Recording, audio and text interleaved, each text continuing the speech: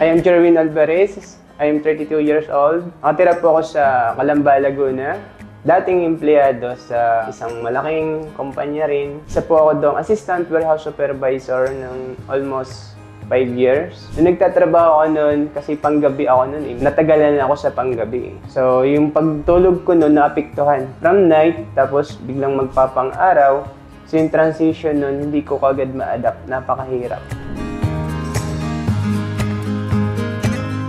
Na-discover ko to kasi kasagsagan ng pandemic noon. Ang nagkakatakutan talaga, kailangan malakas yung resistensya natin bukod nga sa tuloy-tuloy na panggabi yung schedule ko. Nagkakaubos na ng vitamin C noong time na yon. Halos lahat walang mabilihan. Nagkakaroon ng panic buying. Yung pinsan ko, meron siyang vitamin C, which is ito na nga yung Calbit C.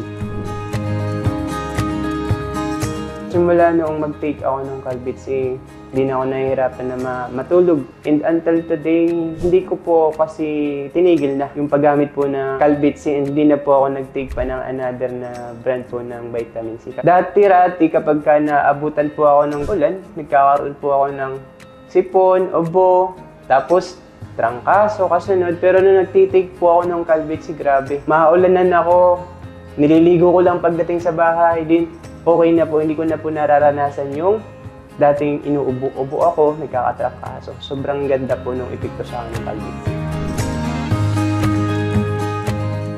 I highly recommend Calbit C po sa lahat po sa ating resistensya. No? Kailangan mapatibay natin yung ating resistensya upang sa ganun, hindi rin po maapektuhan yung ating trabaho. And sa lahat po ng makakarinig dito, lalo na sa mga night shift dyan na kagaya ko dati, no?